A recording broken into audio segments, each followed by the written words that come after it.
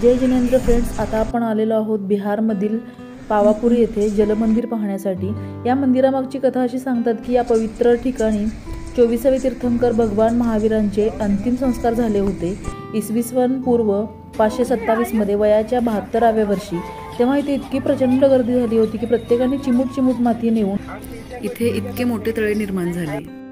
पुढे दिसत असलेल्या गेटच्या आतमध्ये कॅमेरा अलाउड नाहीये, अगदी स्ट्रिक्टली। मुख्य मंदिर शुभ्र संगमरवरामध्ये बनवलेले असून इथे महावीरांच्या पादुका उत्कीर्ण केलेल्या पाहायला मिळतात आणि हे ते ठिकाण आहे जिथे महावीर भगवानांचे अंतिम संस्कार झाले होते। इथून जवळच असलेल्या अजून एक मंदिराला आपण भेट दिलेली आहे, पण इकडे सुद्धा कॅमेरा अलाउड नसल्या कारणाने मी फक्त बाहेरची काही क्षणचित्र तुम्हाला दाखवते। जय जिनेंद्र फ्रेंड्स, आता आपण आलेलो आहोत नालंदा विद्यापीठ पाहण्यासाठी आणि आता आज तारीख आहे 7 आणि वाजले दुपारचे 3:30। आपण आता गाईड घेतलेला आहे आणि त्यांच्याद्वारे आपण माहिती समजून घेऊया। चला तर मग। कहा गया है कि लॉर्ड महावीर का भी यहाँ आना हुआ था, लेकिन उस समय आपका नालंदा विश्वविद्यालय नहीं बना था। उस समय इस जगह का नाम पावारी काम्रवन था, आमों का बहुत बड़ा बगीचा, जहाँ लॉर्ड महावीर अपने जीवन का 3 चतुर्मास किया था।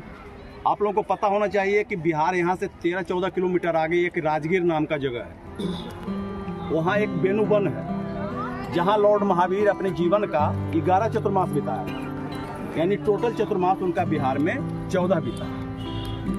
तो आज से 2500 वर्ष पहले जब लॉर्ड महावीर आए थे तो ये आम्रवन था।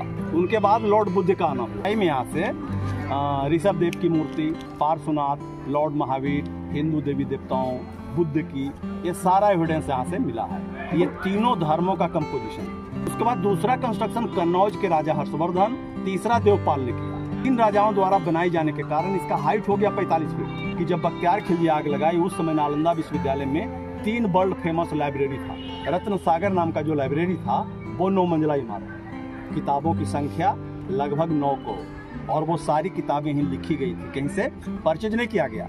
जब आग लगी नालंदा विश्वविद्यालय कंटिन्यू 6 महीना चला। उसके बाद सारे के सारे मिट्टी का टीला बन गया। विश्वविद्यालय कहाँ गया किसी को पता नहीं। 10 किलोमीटर लंबा, 5 किलोमीटर चौड़ा था।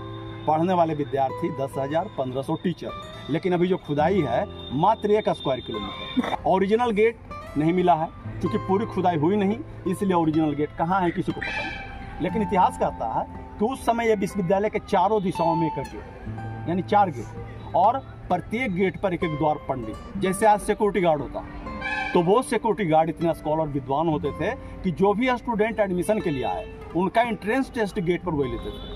10 क्वेश्चन पूछा, 3 का जो जवाब दिया उसी का एडमिशन हुआ, अन्यथा एंट्री नहीं होती थी। तो वैसे स्टूडेंट में हुएनसांग जो चीन से पढ़ने के लिए आया था वो 2 बार फेल किया, तीसरा बार में वो पास होता है। इतिहास कहता है कि एंट्रेंस टेस्ट का आरंभिक दौर जो सबसे पहले पूरी दुनिया में शुरू हुई वो है आपका ये नालंदा के खुदाई के बाद मिला।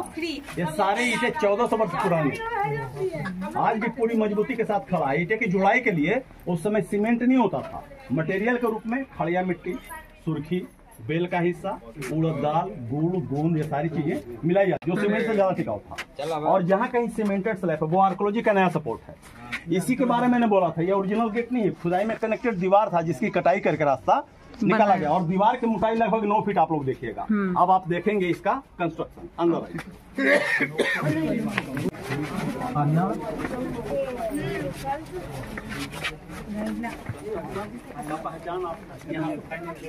आप विश्वविद्यालय 2 भाग में बटा हुआ मिला। एक भाग को मोनास्ट्री कहा, दूसरे भाग को चैत्य कहा। मोनास्ट्री का मतलब जहाँ विद्यार्थी रहते पढ़ते थे, तो हम लोग मोनास्ट्री में हैं। इस तरह से एक मोनास्ट्री में ऐसे छोटे छोटे 30 कमरे चारों तरफ, एक रूम, एक विद्यार्थी। अगर 10,000 स्टूडेंट तो ऐसे ऐसे 10,000 कमरे, और 1500 टीचर के लिए। लेकिन अभी खुदाई क्या है 10%, इसलिए 11 मोनास्ट्री और 6 चैत्य मिला। इतिहास कहता है विश्वविद्यालय को 3 राजाओं ने बनाया। आर्कोलॉजी प्रूफ कर रहा है, आपको बतला रहा है। वो जो आप गड्ढा देख रहे हैं, गहराई का मतलब हो गया पहला राजा कुमारगुप्त, उसका हाइट 15 फीट, आर्कोलॉजी 5 फीट दिखला रहा है। इसका मतलब ग्राउंड लेवल 10 फीट और नीचे, यहाँ से 15 फीट ऊंचाई बढ़ा दी। अब इसको ढक दिया तीसरा, वहां से एक और चलेगा देवपाल का, तीसरे राजा का। जब बख्तियार खिलजी का आक्रमण हुआ, ऊपर का बिल्डिंग था इसलिए वो पूरी तरह से डैमेज है, नष्ट है। रूम के आगे बरांडा, बरांडा से आगे का एरिया आंगन, घर का जो आंगन होता था वहीं उनकी पढ़ाई होती थी। नालंदा विश्वविद्यालय में आंगन में लोग पढ़ाई करते थे, रूम में नहीं। ये रेसिडेंस हो गया। और जो स्टूडेंट जहाँ रहने वाले होते थे मात्र 30 और 32, वही स्टूडेंट अपने आंगन का यूज करेगा क्लासरूम के रूप में। देखेंगे विश्वविद्यालय का दूसरा एरिया चैत्य एरिया समझाना चाह रहा हूँ। जैसे ये हमारा एंट्रेंस है, प्रवेश, जहाँ से आप लोग आ रहे हैं, और यही एग्जिट है। हम लोग अभी रास्ते के इस पॉइंट पे खड़े हैं, यानी वो रास्ता जहाँ पे आप खड़े हैं वो डिवाइडर है 2 कंस्ट्रक्शन के बीच, यानी रास्ते की इधर सारा एरिया मोनास्ट्री जहाँ वो रहते पढ़ते हैं। अब देखिए प्रत्येक मोनास्ट्री के चारों तरफ कमरे बने हुए हैं, एक एक रूम में एक एक विद्यार्थी। रूम के आगे बरामदा, इसके आगे आंगन हो गया सारा, जहाँ उनकी पढ़ाई हो रही है, तो वो सारा मोनास्ट्री कहलाएगा। और रास्ते की इधर सारा एरिया मतलब ये पूरा, वो जो दूर दूर तक टीला जैसा ऊंचा ऊंचा दिख रहा है ना, सारे मंदिर थे बुद्ध के। लेकिन आज टीला है, मिट्टी और ईंटे के सिवा वहाँ कुछ नहीं। जो मिली वो म्यूजियम में रखे हैं, लेकिन म्यूजियम फिलहाल बंद है लंबे समय के लिए। विश्वविद्यालय का सबसे मेन पार्ट हमारा ये ऊंचा वाला हिस्सा। जब भी बिहार टूरिज्म का साइट, अपना इंडियन हिस्ट्री, या जो आप अपने बच्चों का, छोटे छोटे बच्चों का जो SST का बुक आता है, उस पर इसी का फिगर मिला। ये 2500 वर्ष पुराना विश्वविद्यालय बनने से 1000 वर्ष पहले बन चुका था। आज बौद्ध धर्म वालों के लिए सबसे पवित्र जगह है। जो भी बौद्धिस्ट आएंगे वो इसी जगह बैठेंगे।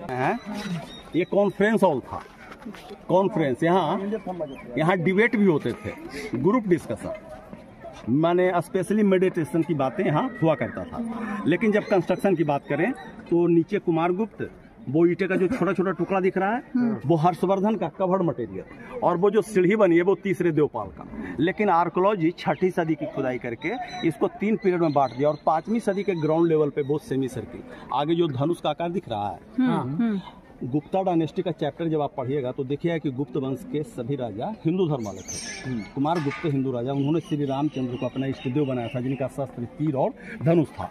उन्हीं के शस्त्र को कुमार गुप्त अपना राज के चिन्ह बनाया, और यहाँ के कंस्ट्रक्शन में सिमिलाइज किया, जो स्पष्ट करता है 5वीं सदी का कंस्ट्रक्शन है। ये जो गड्ढा वाला लाइन देख रहे हैं, नालंदा का काफी यूनिक ड्रेनेज सिस्टम है, जो अपने आप में काफी यूनिक। बारिश कितना भी होगा, पानी का स्टोरेज कहीं नहीं, इसका फ्लो आउट ऑफ बाउंड्री काफी तेजी से होता है। मैंने आज भी with in half an hour पानी आपको यहाँ कितनों बारिश हो, बिहार आधा डूबी क्यों ना, लेकिन आपको यहाँ पानी नहीं दिखेगा।